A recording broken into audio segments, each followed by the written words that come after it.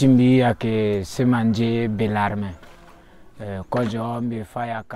m'appelle Semandé Biglamé. Je suis cultivateur et je fais la maçonnerie.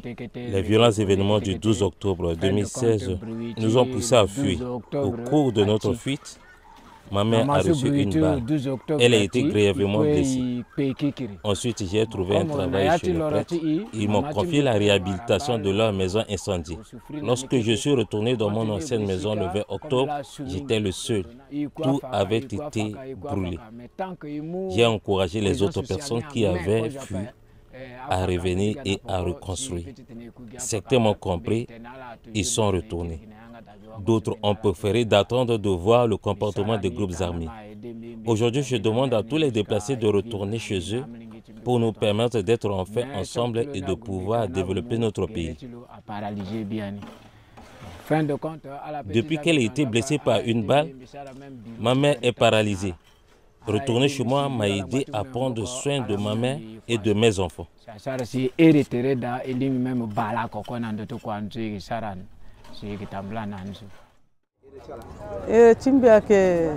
Zara Abaka.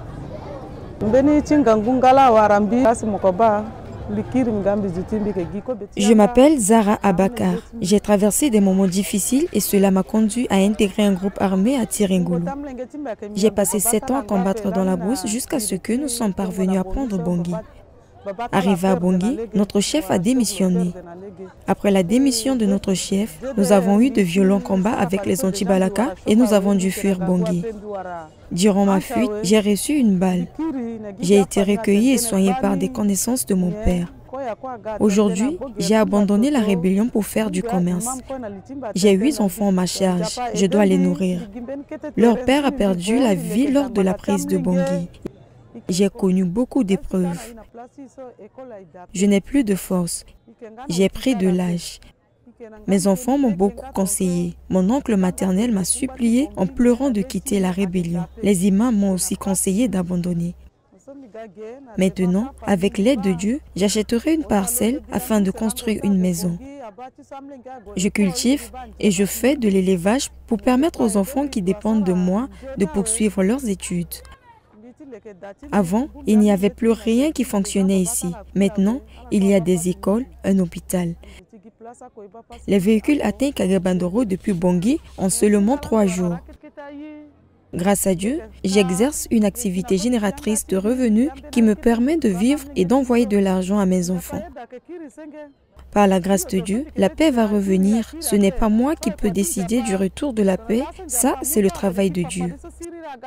Si Dieu décide du retour définitif de la paix, personne ne pourra l'empêcher. Sans la paix, on ne peut exercer d'activités commerciales. Si la guerre reprend, tout le monde va fuir. Par contre, si la paix revient, mes enfants pourront étudier et travailler. Ils pourraient même devenir fonctionnaires. Ils pourraient devenir instituteurs ou docteurs. Et cette pensée m'apporte de la joie. Fonctionnaire, maître, docteur, bani biba njerna bimingi. Personne ne quitte volontairement sa maison pour aller se réfugier dans un coin qu'il n'a pas souhaité. Je suis ici par suite des derniers affrontements entre les groupes armés qui ont provoqué le déplacement de la population vers les sites de déplacés. Quand nous sommes arrivés ici, c'était difficile. Nous avons dû nous débrouiller seuls, sans l'aide des humanitaires. Dans toute chose, il y a un temps pour faire la guerre et il y a un temps pour faire la paix. Même la guerre mondiale de 1945 a pris fin et nous savons que toutes ces choses finiront un jour. Nous demandons à ce que la paix revienne dans le pays pour que les gens puissent regagner leurs quartiers respectifs. Nous devons tous nous réconcilier pour que les activités reprennent et que le pays se développe. J'ai fini mes études depuis 2012 et j'aimerais intégrer la fonction publique, mais nous avons l'impression que l'État nous a abandonnés. Nous demandons à l'État de nous appuyer dans nos activités pour le développement de notre pays. La population a besoin d'aide pour pouvoir retourner dans leur quartier.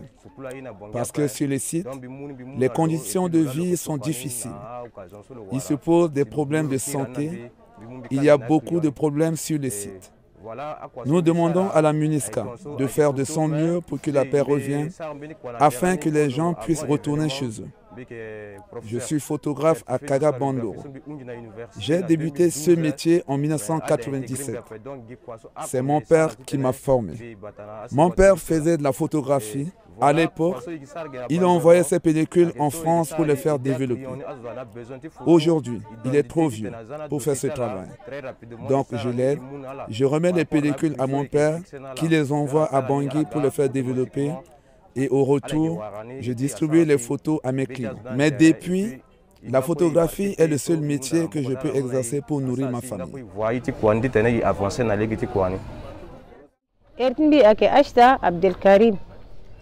Je m'appelle Asta Abdelkarim. Je suis originaire de Mbré. Quand les anti-Balaka ont attaqué Mbré, j'ai dû fuir. J'ai trouvé refuge au Tchad, à Maïngama. Dans ce camp de réfugiés, il n'y avait rien de bon. Nous avons beaucoup souffert. Il n'y avait pas de maison où loger. On ne recevait des vivres que tous les 2 ou 3 mois et ils étaient en quantité insuffisante pour nous nourrir. J'ai donc décidé de retourner en Centrafrique avec mes 3 enfants. Je suis retournée à Kagabandoro où j'ai construit cette hutte. Le matin, je vais acheter de la viande à crédit chez les bouchers. Je fais un bénéfice d'environ 1000 francs par jour. J'ai adopté ces enfants qui sont ici avec moi. Leur mère avait aussi fui avec moi dans le camp de Maïngama pour rentrer à pied en Centrafrique. Elle est morte d'épuisement sur le chemin. J'ai donc pris ces enfants avec moi. Quant aux miens, ils sont toujours au Tchad. Leur père est fatigué et il m'a confié les enfants, mais je n'ai pas le moyen pour les nourrir. Mais lorsqu'on avait fui, ma petite sœur était décédée avec une grossesse de 9 mois. Elle est décédée avec un bébé en son sein. Elle a 3 enfants, un garçon et 2 filles. En sortant, je dois ramener les enfants avec moi, c'est moi qui les nourris. Je ne peux pas abandonner mes enfants. Si Dieu me donne les moyens, j'irai chercher mes enfants pour les ramener auprès de moi. Je ne peux pas vivre sans eux.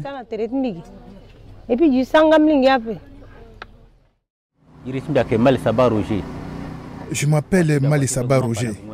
Je suis boulanger et cultivateur. Durant le conflit, j'ai dû cesser de faire des pains et j'ai intégré un groupe armé. Je faisais partie des anti-Balaka.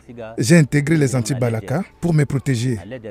Mon rôle était de préparer à manger pour mes frères et mes chefs hiérarchiques. Puis, la MINUSCA a appelé tous les détenus d'armes à les restituer pour participer au développement du pays. C'est ce que j'ai fait. J'ai pris part au programme du prêt des DDR. L'argent que m'a donné la MINUSCA en échange de mes armes m'a permis de relancer ma boulangerie. J'ai recruté et formé 12 jeunes. Je fabrique des pains par jour. J'utilise 1,5 sac de farine par jour. Les jeunes vendent les pains et au retour, je leur donne un peu d'argent. Je garde une partie de cet argent pour me réapprovisionner. Je dors en ville où il y a la paix, mais je ne connais pas les sorts de nos frères qui sont dans les villages. C'est dans ces villages qu'il y a encore de l'insécurité.